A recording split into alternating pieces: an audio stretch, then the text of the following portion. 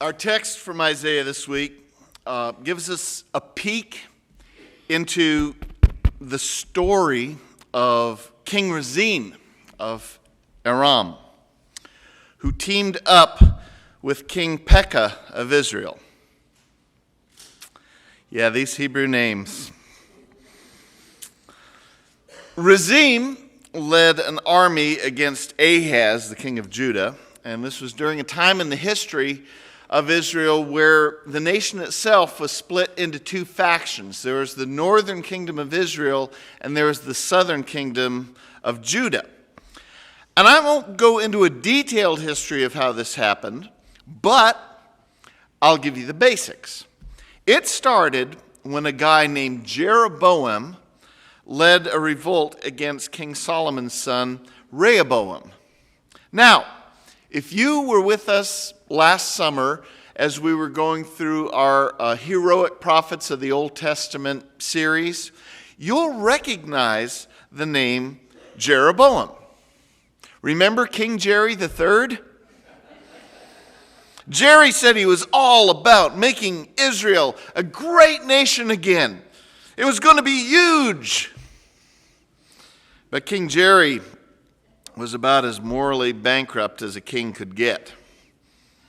People said I did a pretty good job at painting a clear picture of Jeroboam III. Thank you. It wasn't terribly difficult. But I digress.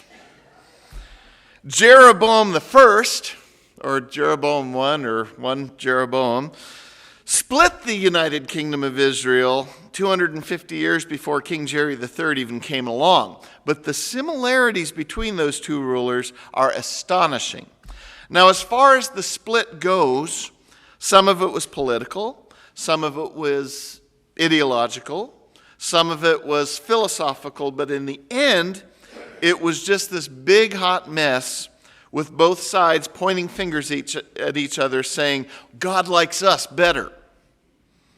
But when you look at it from the perspective of the biblical writers, the southern kingdom of Judah was always kind of portrayed as the good guys in the story. They supposedly were more faithful to the God of Israel. So then, after King Rezin made his attack on Judah, the people were badly shaken up by this assault from their northern neighbors. But the good news is that Judah wasn't overtaken by that attack. But the incident scared the living daylights out of them. And that's when God sent the prophet Isaiah to tell King Ahaz that he ought to trust that God is with them and that there's no need to be afraid. But Ahaz didn't want anything to do with this fear not message. What was it Katie said last week? You don't say don't be afraid unless there's a reason to be afraid. And there was definitely a reason for these people in the kingdom of Judah to be afraid because they were vulnerable. Israel had been making all sorts of shady alliances with enemy nations who are all too eager to watch Judah fall so that they could swoop in and assimilate power across that whole region. In fact, that's what prompted this attack from King Rezin in the first place. He was looking to assimilate some territory in the south, and so he made this shady alliance with Israel's king. I won't say it again. And I promise you, that this was one of those alliances that was not in God's will by any means whatsoever.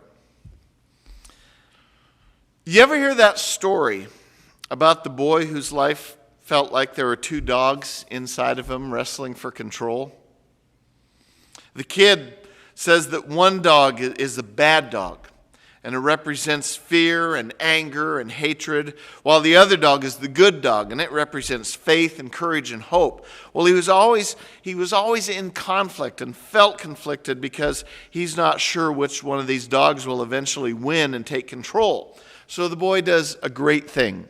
He goes to his grandpa, right? The source of wisdom. Goes to grandpa and says, I'm worried because I don't know which dog will win.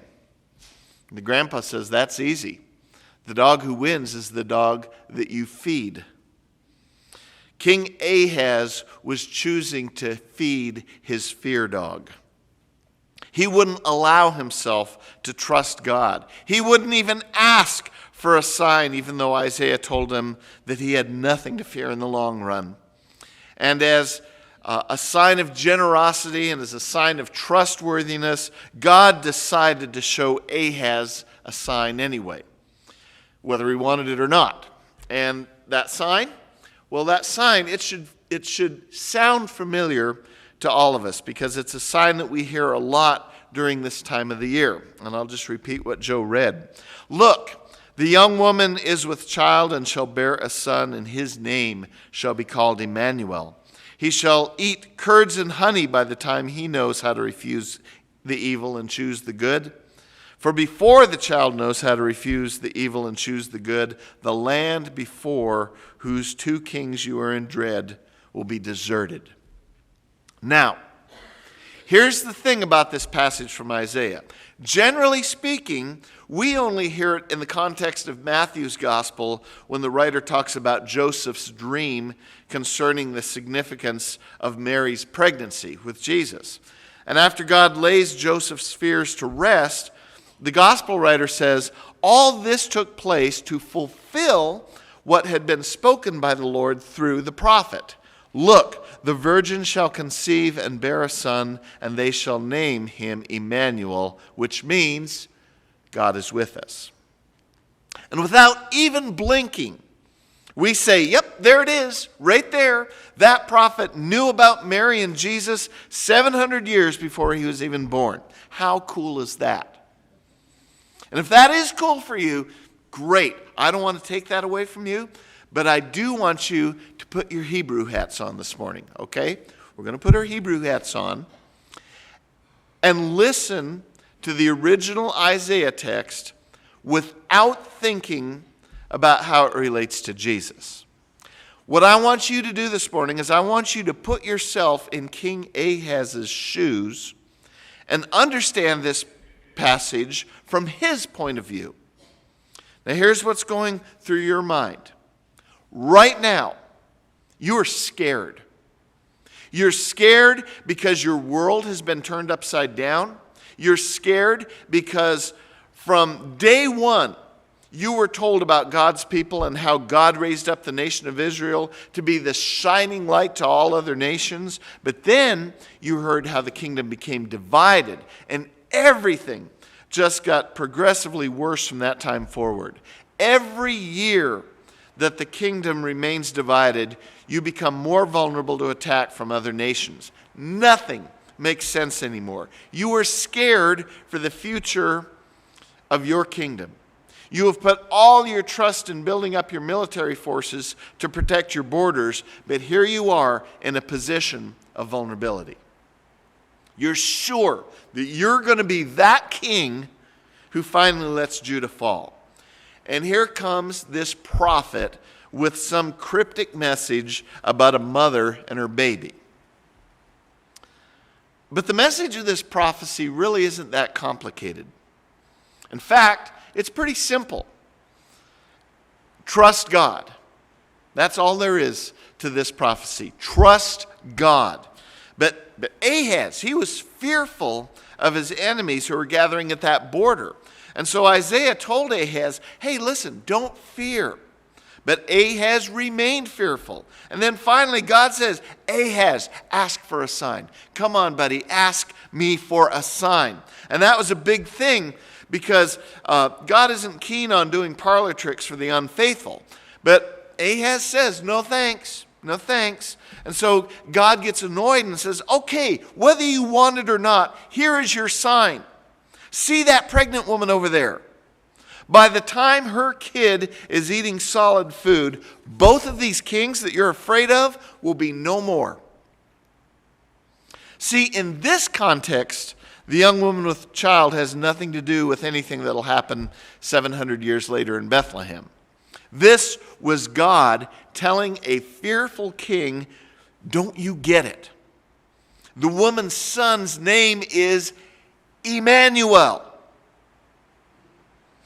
As in, God is with you. As in, if you have hope and faith, that I'm with you, things will be okay in a relatively short time. But Ahaz still didn't get it. And Ahaz held on to his fear. Truth be told, I think Ahaz wanted something bigger. He wanted a bigger sign. Child isn't exactly a comforting sign against an army of enemies standing at your northern border. And by leaning into his fear, Ahaz missed out on an opportunity. I mean, really, this child's name is Emmanuel, God with us. In other words, King Ahaz, if you just have faith that God is indeed with us, with you, in the short time that a child comes of age, you won't have to worry about all these imminent threats. But soon, the Assyrians from the far, far north eventually drove south and overcame Samaria, Israel, and Judah. See, Ahaz was not placing his hope and trust in the right things. He was trusting in his military might. He was trusting in the wealth and resources of his nation. He was trusting in his alliance with fickle nations who were only interested in what they could get from Judah. But Isaiah came on the scene to tell Ahaz to put all of his trust in God instead. And you know, it's too bad that it didn't happen. See, I kind of feel sorry for Ahaz. Everything he needed to know was laid out in front of him, but he didn't get it. He did not understand the significance of this child whose name was God with us. But we, on the other hand, we've been given another chance. See, thanks to Matthew's gospel, we get to see where the gospel writer saw something that a fear-filled king trying to hold on to his last remnants of power was not able to see. See, Matthew's gospel shows readers then and now that this child, this Emmanuel, that King Ahaz failed to understand 700 years earlier, has at last been born among humans.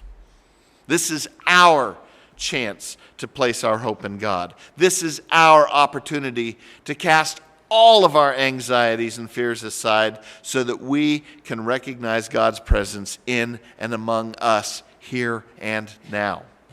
Now, our Advent theme this year has been hope.